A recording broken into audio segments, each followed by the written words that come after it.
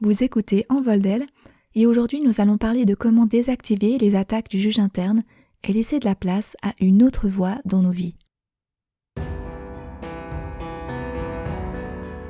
Bienvenue sur Envol d'elle, le podcast qui soutient votre envol.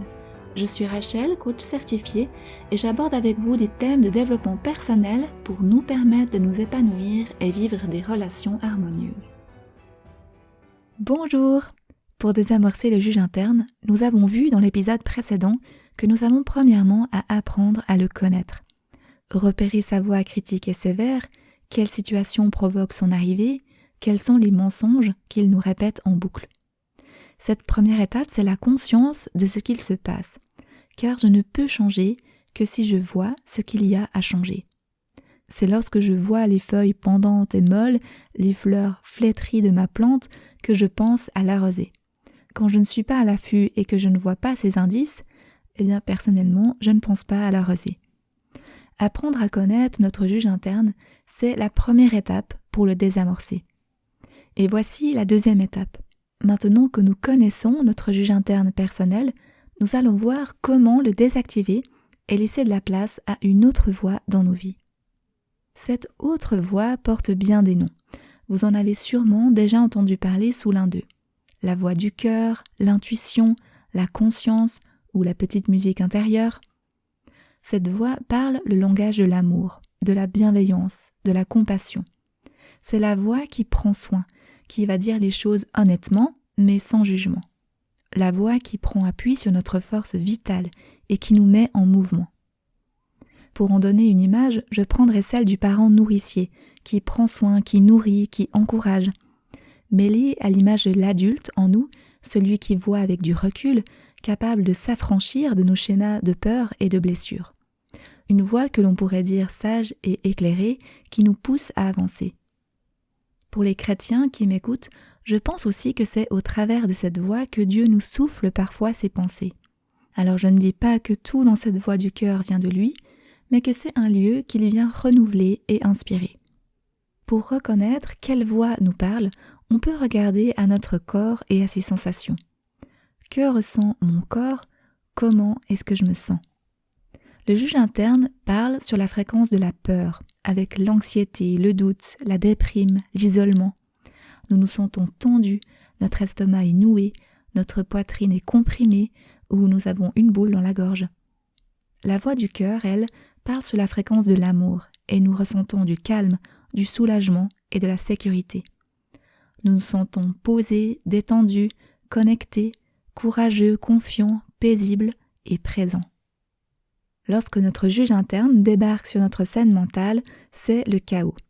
Comment est-ce qu'on peut faire sur le moment lorsqu'on est en prise avec lui? Je vous propose 3 pistes pour le désactiver que j'utilise également. Première piste, bouger. En bougeant notre corps, que ce soit avec des mouvements de danse, des pompes, des jumping jacks, de la course ou de la marche, nous interrompons les boucles de pensées négatives. En tournant notre attention sur nos sensations corporelles en bougeant, cela va nous aider à quitter le drame qui se joue dans notre tête pendant un moment. Et quand on y reviendra, le juge interne aura repris une place plus mesurée. Deuxième piste, respirer. Là aussi, il s'agit de quitter nos boucles mentales pour donner notre attention sur notre corps, et plus spécifiquement sur notre respiration. On peut même poser une main sur notre ventre pour s'assurer que nous respirons bien profondément, calmement, et fermer les yeux si cela nous aide à nous concentrer. On peut prendre au moins 3 respirations entières en mettant notre attention sur notre ventre qui se gonfle et se dégonfle, sur notre souffle qui entre et sort par nos narines. Cette parenthèse devrait là aussi calmer le juge interne et ses attaques. Troisième piste, écrire. Comme je vous en ai déjà parlé plusieurs fois, l'écriture nous permet de nous décoller de nos pensées. En écrivant, nous les déposons sur le papier. Nous pouvons alors exprimer tout ce qu'il se passe dans notre tête. Par ce processus, nous prenons de la distance avec nos pensées et nous trouvons de l'apaisement. Pour ceci, il suffit d'un stylo, un carnet ou un clavier et de déballer ce qui nous préoccupe sur le moment. Il ne s'agit pas du tout d'écrire joliment ou avec une grammaire et une orthographe parfaite. Il s'agit simplement de laisser sortir ce qui nous habite sans chercher à l'évaluer. On peut avoir envie de se relire ou pas. Je pense que les deux options sont possibles. Cela me fait penser d'ailleurs à un exercice que j'ai transmis à mes abonnés de l'Étincelle qui s'appelle le vide-poche mental. Si cela vous intéresse, inscrivez-vous à l'Étincelle pour ne pas louper le contenu que j'y donne et faites-moi savoir que vous souhaitez l'exercice. Je connais ces 3 pistes, bouger, respirer et écrire. Pour désactiver le juge interne, je les ai déjà expérimentées et pourtant parfois j'oublie encore. Dernièrement, des pensées critiques et très sévères m'ont assailli en boucle avant de m'endormir. J'ai tenté de les court-circuiter en utilisant la lecture. Parfois, cela suffit pour orienter mon cerveau vers d'autres sujets. Cette fois, dès que j'ai reposé mon livre, les pensées négatives ont repris le dessus. Et là, à la place de me lever et d'aller écrire le drame qui se jouait dans ma tête, je suis restée couchée en me disant « Allez, je vais bien finir par ne plus y penser et m'endormir », car j'étais fatiguée et je ne voulais pas perdre du sommeil en me relevant. Eh bien, j'ai passé une nuit exécrable, avec très peu de repos. Avec du recul, et oui, on est toujours plus intelligent après, j'aurais bien mieux fait de perdre quelques minutes en allant écrire ce qui tournait en boucle dans ma tête pour pouvoir ensuite gagner un sommeil apaisé. Ma nuit en aurait été bien meilleure. Alors, ne faites pas comme moi. Et quand ça arrive, surtout, restons bienveillants avec nous-mêmes. On peut se dire avec humour « Bienvenue parmi les humains ». Et n'ayons crainte, il y aura très certainement de prochaines occasions où nous pourrons réessayer. Une fois qu'un calme relatif est revenu dans nos pensées, nous pouvons poursuivre en faisant de la place à la voix du cœur. Voici 4 outils pour nous y aider. Premier outil, envisager le scénario du pire et du meilleur. Il s'agit de regarder ce que nous dit le juge interne bien en face. Notamment lorsqu'il s'agit de peur, nous pouvons nous demander quel est le pire qui pourrait se passer. Et ensuite, quel serait le pire? Et ensuite, jusqu'à arriver au bout du pire du pire du pire. Effectuer cet exercice par écrit ou en parlant avec une personne de confiance nous aidera à bien aller jusqu'au bout de notre peur sans perdre le fil. Une fois que nous avons mis au jour le pire du pire du pire, on peut se demander « Et quelle est la meilleure chose qui pourrait arriver ? Et quoi d'autre ? Et quoi d'autre encore ?» Dans le but d'explorer toutes les possibilités positives qui pourraient aussi se passer. Et finalement, on peut se demander, parmi toutes ces possibilités, laquelle ou lesquelles ont le plus de chances d'arriver, et répondre le plus honnêtement possible. Cet exercice nous permet de relativiser et de remettre les craintes du juge interne en perspective.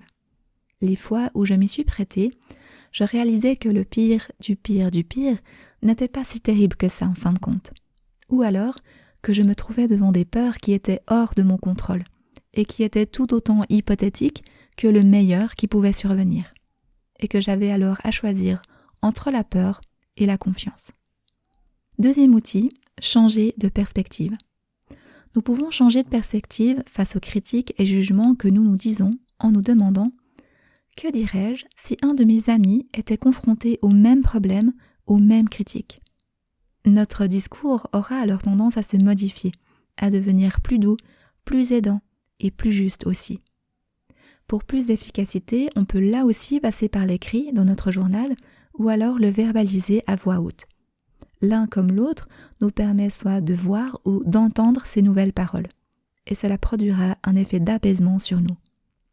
Troisième outil, extérioriser notre dialogue intérieur. Nous pouvons extérioriser notre discours intérieur en utilisant nos mains comme représentant d'un côté notre juge interne et de l'autre notre voix du cœur.